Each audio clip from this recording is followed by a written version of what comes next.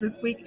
We're coming to you from HRR. Well, I'm at HRR, which I intend to gloat over a whole lot because it's really everything you thought it would be. It's fantastic. And we have with us this week Dragonblade authors Emily Royal and Sofie Darling. Ladies, thank you so much for joining us. I really appreciate you taking the time. Hello.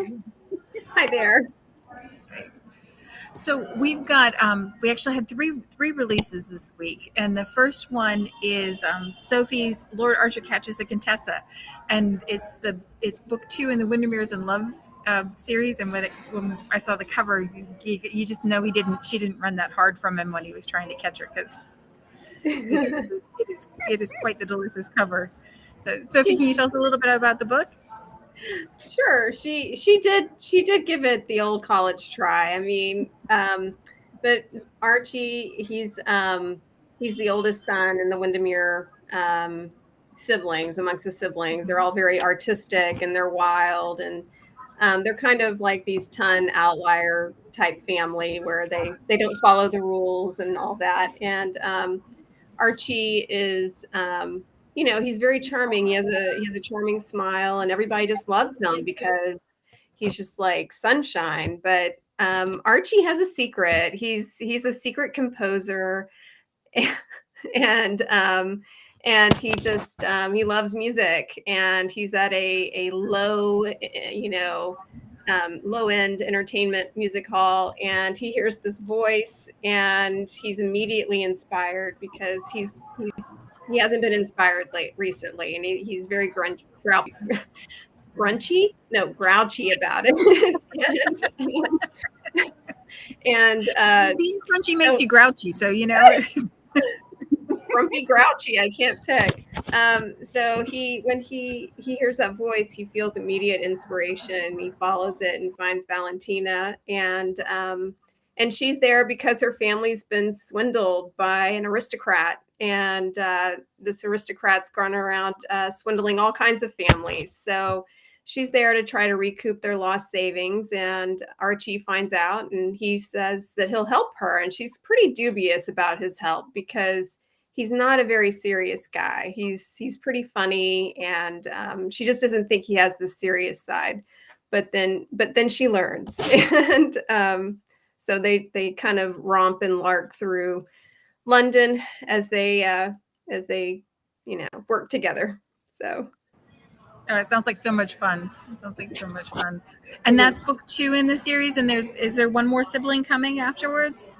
So there's 2 more books in the series, a cousin and a sibling. So, oh, great. Yes. So we get to see everybody again. I love that. Mm-hmm. And then, Emily, you had a new book, brand new series. It's The Tomboy of the Ton, and it's part of the Misfits of the Ton. So they're Ton outliers as well. Yeah. And you have to tell us about the book, but you also have to tell us about the cover, because the cover is adorable, and then the statue with the teacup on its head. It's like, I feel like that needs explaining. Yeah, she's a bit of like the heroine, Henrietta, or she's called Henry, and I name her after I've named her after one of our chickens. We had this stray chicken that we called Rietta, and then ended up calling her Henry. So that's for some bizarre. That's who I named my heroine afterwards. But yeah, I love the cover because she's striding around in these breeches, and she's got such a cheeky look on her face, such a wicked smile, as if she's always up to mischief. And yeah, that's what she is she climbs trees, she plays with swords, and she just wants to be a boy. She wants to have all the freedom that boys have, and she doesn't want to play with dolls and dress up in pretty dresses and drink tea with a little finger sticking out, because that's boring, isn't it? She wants to throw water bombs at people, and she just clashes with the hero, because she's like the tomboy next door, and the hero is this emotionally repressed girl who inherited the title when his father died in an accident, and his father was a bit of a wastrel, a bit of a gambler. He had lots of parties. He was just totally reckless, and he died in this coaching accident, which actually did his wife, Giles, the hero's mother, not kind of disabled, but it's kind of affected her eyesight, and she's just a bit of an invalid, and she's a bit timid now. So Henrietta is kind of scrambling around these trees, and the hero Giles is like disapproving her at every turn, although he secretly finds her slightly attractive. There's a bit of a push me, pull you. And then Henrietta discovers his mother kind of hidden away in this second floor story that she manages to, she climbs through the window from climbing through this tree. So she kind of befriends the mother and tries to get the mother out and about. She says, look, there's no point hiding you away. That's not doing you any good. You need to share, you need a bit of fun. So she drags the mother out and the hero catches her and massively disapproves of her. And then the hero goes to her father, Henry's father, and says, look, you've got about this girl. She's just like, she's badly behaved. She's a tomboy. She's just not doing what a young woman should do. So her father says, right, I'm going to send her off to her aged aunt who's going to teach her to be a lady and instill proper tom behavior into her. And she's like furious about this. Her parting shot, the one final trick, which is placing a chamber pot on top of the head of one of the statues, which graces the front door of Thorpe Hall, which is where the hero lives. So yeah, that's where the chamber that's where the pot on, that's where the pot when on I put it in the cover note, the chamber pots. When I put it in, I thought there's no way it's going to go in. And then when I saw the cover and I saw this little chamber pot on top of his head, I thought, yes. Yeah, that's the heroine. The whole series is about misfits who are, they're actually really strong women, they're really strong characters, but they're disapproved of in society. And the whole thing is that actually without Henrietta and her daring attitude, she saves Giles's family from ruin when disaster befalls them just because she's so adventurous, but he like heartily disapproves of it. So he's a bit of a idiot, really. The hero, he's a terribly flawed character. The heroine is much better than he is. He's a little bit sexy, but he's a bit of a stinker. Oh, no. I apologize for looking off in different directions while we've been talking. Chastity Boland and Tammy Henderson and Annabelle Anders and Barbara Devlin, like just tons and tons of people have gone walking past us. So I maybe shouldn't have sat right in the middle of the room. But you're having too much fun, aren't you? I really am. I really am. No, but that sounds like a delight. And we were all talking about the cover when it came through because it's so much fun. I think it's Sean's favorite cover. So very, very, very cool. I love the colors really pop. Oh yeah, that blue is like it's lovely. It's lovely, and that's the first in the series. How many are planned for that series? 7. Oh my big old series. So, some of the other heroines are kind of introduced because they're all misfits and they all try to support each other. And part of the scandal that happens in the first one where the Ton is Giles's young cousin who's orphaned, is she's under threat of being ruined by doing something completely stupid. So then the next book will be her story. So yeah, gradually introduce all the heroines. So yeah, they're all misfits in their own way. There's something wrong with them. So one of them is ruined by being a bit reckless. Another one is because she's trying to steal back family heirlooms that her father has been tricked out of. I've got a heroine who's on the autism spectrum, she's kind of perceived to be a bit of a, but actually she's highly intelligent and highly empathetic. It's just people don't really get her. I've got an absolute harpy who behaves like a complete what's-it, and she then has a bang on the head and suffers from amnesia and what it's like. So yeah, all these women who just don't fit in, and I'm having such fun writing them all. Oh, I bet. So when you start a series, do you plot out the entire series ahead of time? Do you know where everything is going to go and how everybody's interconnected, or do you work your way through it as you're writing? Yeah, I do.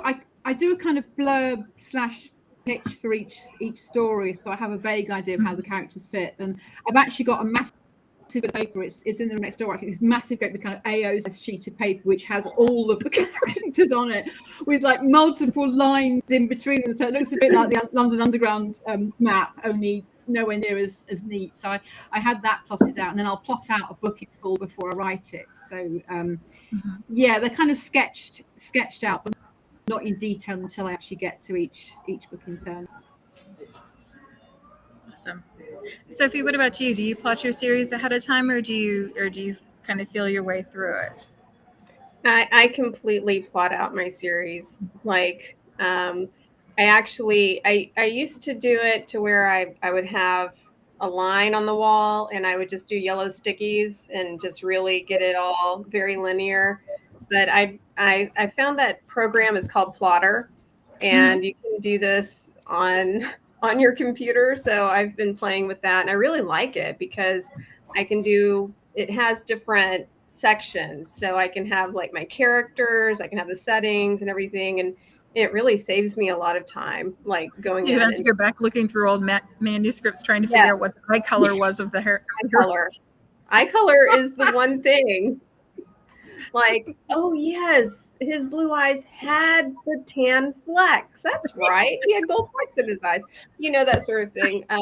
But yeah, I find that's like the total play fun period. And I like to sit around for like a month and plot the entire series. And it's also a way for my brain to have a break from writing because as you both know, writing is actually really taxing. It's taxing work. So, it can really it drains you. Even as it fills you, it drains you. So it's nice to have kind of this on and off of like plotting, writing, plotting. Yeah. And it's so non-linear. Like I can sit down and write 2,000 words in an hour and a half, or I can take 2 days and like get 700. I mean, there's no, and it has nothing to do with how bad you want it. It's not the relevant component to it. It's that part is a bit crazy making. So I can absolutely understand the getting to kind of stew in the story for a while before you start writing. So I'm assuming that since you both are plotters, that you plot your books as well. That's a where you're going and all of those kind of things. What comes first? Do you get the story first, or do you get the characters first? I get the characters first.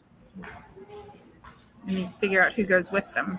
I tend to get a bit of both. I tend to focus on the conflict, and what comes first is the kind of the big kind of rug pull moment that potentially destroys everything. That's normally the thing that pops up into my mind, and then I try to devise the whole plot to fit around that. But it's more the kind of conflict between the characters and conflicts in the plot. So it's a bit of both, really. Yeah, I definitely get the characters and what place them in position to each other. Oh, I'm sorry. We have a bit of a delay. I was just saying the ideas will hit me in like weird places, like the bathroom. I'll nip to the ladies in the middle of a meeting idea, and I'll sit there and write it out on the seat and come back. It took me a bit long. You have to immediately, because that's the thing too. Is sometimes it'll just leave. Oh, that moment where you're like laying in bed and you know what it is. Like I know what it's perfect, and then it's gone by the time you get to a point where you can write it down. That's terrible. So you were talking about plotting your stories too. Yes, I like what Emily said. Like I have my characters, but I do think of them as in like both like in sync. They're in opposition to each other, but what they're in opposition to each other about is linked. It's a connected thing. It's something that one lacks that the other has, or just kind of as in life. And then your plot kind of comes around to like giving you some meat and like what that actually is, and what'll bring it to the surface, and how they'll resolve it. So yeah, it's fun. It's so fun. I think with their families too, that it's a little bit easier to build on the connections because you've got you have the basis of that established. So yeah, first book is harder. It does make life easier when you've got the kind of world sorted out with kind of all the side characters. Done that with the first book, and they're then there. So you've already, unless you forget their eye color, you've already got the background that's there, and you just run with that, which makes it a little bit easier as you go. Yes. I agree. Yeah. I had an editor who used to leave notes saying, on page 27 you have the eye color as green, and on page 44 you have the eye color as hazel. Is that the same thing? I'm like, no, that's not the same thing. That's me forgetting.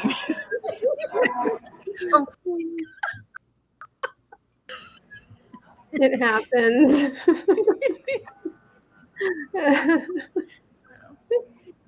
You would think since it's something that you all built, that it I would be find as something well that when I'm was different. Go ahead. Yeah, I was going to say it's difficult when you've got, although I don't plot all 7 books in detail. I have got them sketched out with the characters, and you're then trying to think of different descriptions of characters. You think, well, I can't have them all with green. Some of them have got to be blue, and some of them brown as well. So you want them all to be different. Otherwise, you do forget. Mhm. But actually, life would be so much easier if everybody had blue eyes. It would save all that trouble of having to check, wouldn't it? Yes. Wouldn't be terribly exciting though. I have found that I tend to want my heroes to have like silvery gray eyes. And so then I have to go back and change it because I really want his eyes to be the hue of a storm cloud at some point, So I have to go in and maybe his eyes aren't like a storm cloud. Well, and it's funny because I don't know about you, but I don't know that I could tell you the eye color of people I love. It's like it's like I think about it. It's like some of them I get, but I'm not sure. Like my kids, I could probably do my kids. Maybe I can't do my parents. How many times have I looked in their eyes? But when you're writing, it seems like a very important thing for everyone to know. It's like, well, in my real life, Mm-hmm. Mm-hmm. It's that point of connection, like. Yeah. See, I know that because I've got green eyes, and my whole family have got green eyes. But my husband's got brown eyes, and I know my kids have inherited everything of my husband's, his hair color, his eye color, his blood group. So I just know they've all got brown eyes.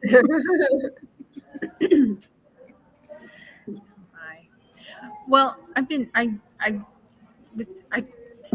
stuttering. I'm a stuttering fool because I'm so excited about today. Because as I said before, we're at HRR and look, we got chandeliers. I'm not gonna make everybody car sick by turning the camera around the way I did for the authors when we started this. But there's a staircase over there. Yeah, you just made us sick with envy. Yeah, well, it's gonna get worse, so just brace yourself.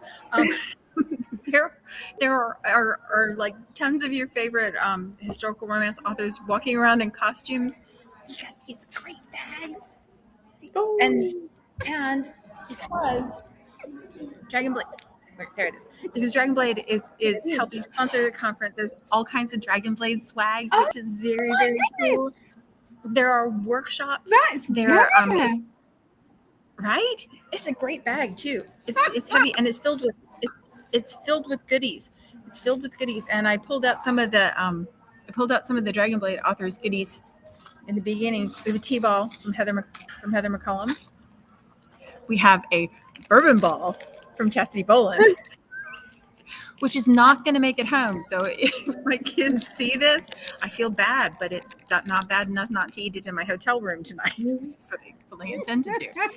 And Mira Platt, Mira Platt has a cookie with her book cover on it in the Book of Love. Jade has a little jade heart. There are fans, there's charms, there's Alexa Aston's tea cozy thing. I mean, I was like a little kid. John and I were sitting here and I was pulling all the stuff out of the bag, like looking at all the things. And if you come, you get a bag full of little charms, like little trinkets, and then you get a treasure hunt where you go to, every author has a charm in here, and so you get to go find the authors and figure out which charm there is theirs and get them to sign. That's Catherine Levesque's spot, and you get them to sign the thing, and then you get to enter it in a giveaway if you want to, or if you're me, you hold on to the book forever because you now have a book full of signatures of your favorite historical romance authors. So I am a bit of a freak today. I'm having so much fun. So I would highly recommend it if anybody's watching. It is for readers and for authors both. So it is a great time, and I feel bad for bringing up the FOMO, but it's so cool. And then there's so you should do. That is some really high quality swag. It is super high quality. Yeah. Carolyn Warfield gave us keys. Ooh. Oh, that's so cute. Somebody has a thing of goodies. Look, there's jewelry. I mean, I just showed you a fraction of the fabulous stuff. Jennifer Ashley. I sat next to Jennifer Ashley last night. Today I'm fanning myself with her fan. It's fabulous stuff. And I'm gonna try to post pictures and stuff. But there's a high tea and a ball and a Kaylee and a gaming night, and we were at dinner last night and a knight walked in and a medieval lady, and like who knows, that kind of stuff just doesn't happen in my ordinary life. So this has been very much fun, and I'm trying not to wear Sean out with all the, hey, did you see that? Wait, there's a tiara over there. Did you see the gloves? The gloves, long gloves. Did you see that? So are you dressing up in costume? I am, yes.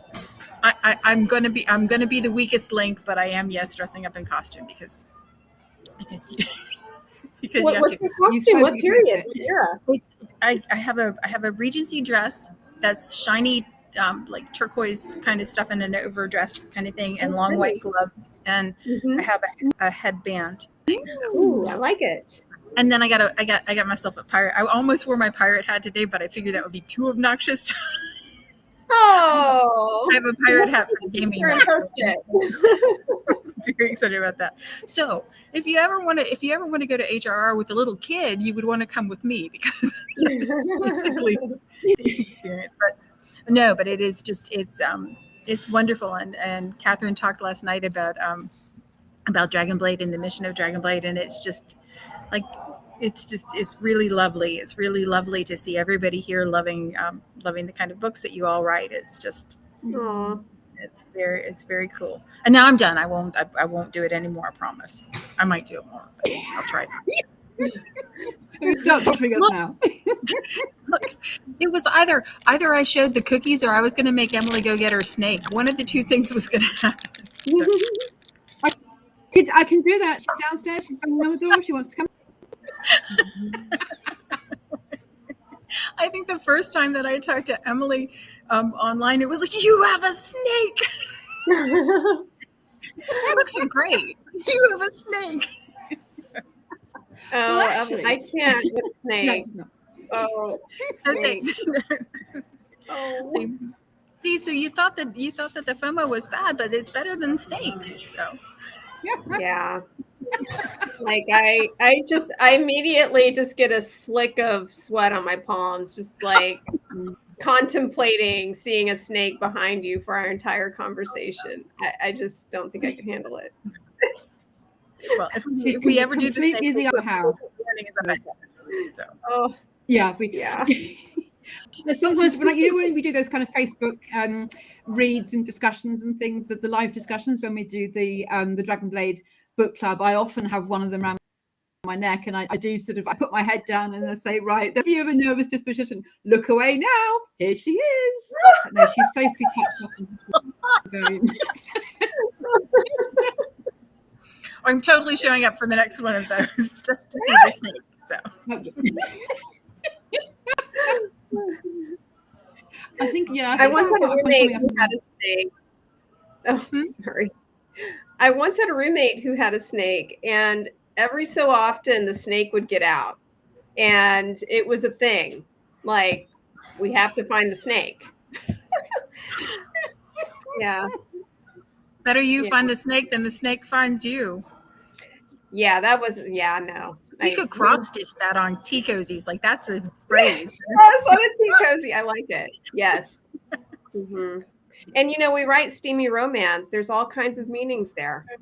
I try really hard not to do that if I can help it, because I'm always afraid I'm going to get reprimanded for naughty podcasts. So don't do that. So. Oh. No, you can do it. You can totally do it. I would love it if you would do it. I have the brain of a case. Really, actually. No, go ahead. All I was going to say is, we nearly called him Trouser, and then we thought we'd better better. Oh, that would be perfect. That's about as bad. That would be I want to see him, Emily. Sorry? I said I want to see Trouser Snake now.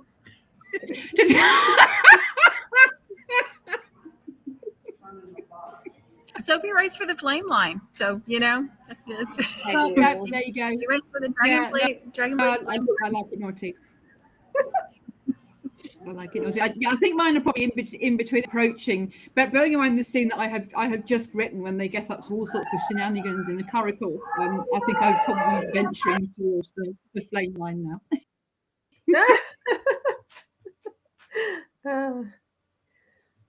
Well, ladies, what else is coming up for you in the future? I know, Emily, you said that you were in the Duke of Winter anthology. I am, yes, and that's actually the scene when they get up to naughty shenanigans in a curricle. So so the Duke of Winter, I think the story is going to be inspired by some of the Shakespeare's plays, and I went for the Tame because I think of the fairy tales King Thrashbeard, when there's a who's like, she's just a bit of a harpy and she insults everyone, and her dad says to her, right, I'm just going to give you to the first person who turns up to the door, before she's insulted this amazing king by calling him King Thrashbeard. And this beggar turns up at the door and he takes her away and marries her, and then it turns out, for cutting a long story short, it turns out that he is actually King Thrashbeard, and she's fallen in love with him and realized what an idiot she is. But I haven't based it quite on that because it's a bit weird that she's married to this bloke and doesn't realize that he's this other bloke. But I have based my story on the Taming of the Shrew, whereas the heroine, she's completely shrewish. She just insults everybody. And in the Taming of the Shrew, there are these two sisters, and one's like a complete harpy, and the other one's lovely. And this bloke wants to court the younger sister, but their father has, no one can court the younger sister until someone's basically taken the older one off my hands. So this duke comes in and says, look, I tell you what, for 50 guineas, I'll pretend to court the older sister who's a bit of a what's it, and then you can go there with the younger sister. But throughout the course of the story, he realizes that actually the older sister, there's a reason why she's so shrewish. And although he and she insults him, there's like a battle of wits that goes on. Before you know it, they're getting up to shenanigans, and the car realizes that he's fallen in love with her. But will his nasty bet be revealed? Will she find out that he's been playing a trick on her? Well, that remains to be seen. So yeah, it's good. I love it when the love sneaks up on them. I just love the idea of basing the story. Sorry? Oh, it sounds like so much fun. I love it when the love sneaks up on them sideways and catches them when they're not paying attention. It's kind of done that. I think she's annoyed with him and he's annoyed with her, and they're just mucking about and trading insults. And then she realizes, oh, I quite like this girl. She's a bit different, isn't she, to the other simpering mister? Yeah, it catches them unawares. So great fun. Nearly finished writing it. I've got about 2 left. But so that's coming out. Is it end? I think just before. It's the end of December. The end of the year, it's the 29th, I believe. It's after Boxing Day. Yeah. And Sofie, I'm looking forward to everybody else's interpretations. Yeah, I love the Dragonblade anthologies because you get all these wonderful little stories from all your favorite authors, and it's like a buck, I mean, there's not a better deal around. And I like, there was one author or one reader who talked about rationing them out, and I love that idea too. So it's great. Sofie, I just got the cover for your next book. It comes out on the 11th of November. Is that right? Yes. Not the 11th of November, the 17th of November. Oh, 11th. Yeah, it's the 17th. 11, 17. I had the 11 in my head, but I did too. It's Miss Windermere woos a Highlander, so it's set in Scotland, and these are characters that we've met in the previous 2 books, and something has happened. She knows some things too. She's a writer. It looks like she knows some things. She's a poetess. She's a writer, and she's been in love with this guy forever, and he's never really noticed her. And she just realizes this isn't going to work. So something happened between them, and she got really mad at him and just decided he could jump off Ben Nevis for all she cared. And so like a year later, they meet up in Scotland, and she tells him that she'll help him woo the woman of his dreams. And so it's kind of a reverse Cyrano type plot where she says that she'll write the words for him.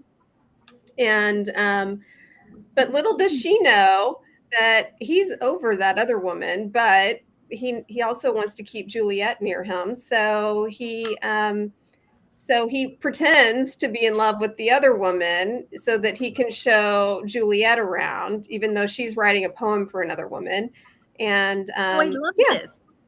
All kinds of hijinks ensue, shenanigans, as Emily would say.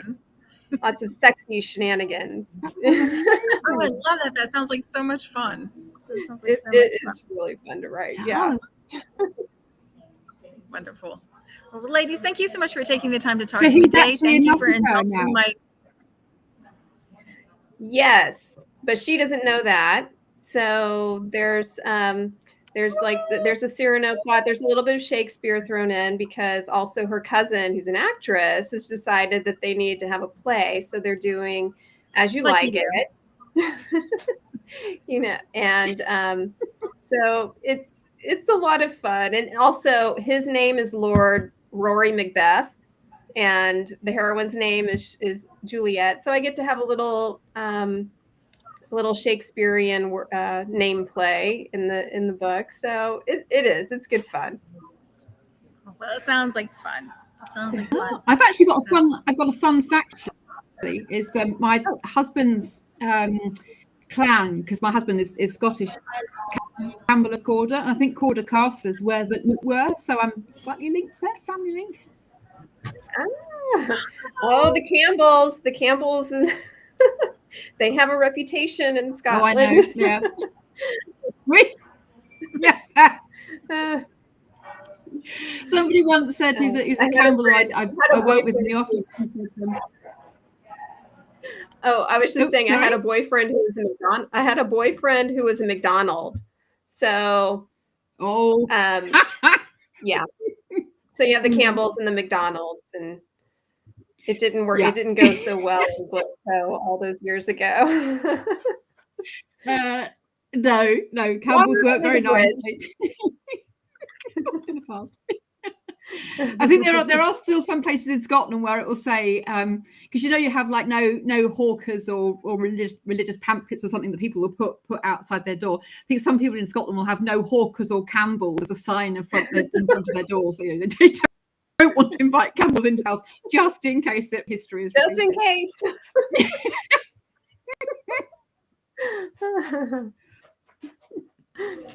Ladies, this has been a delight.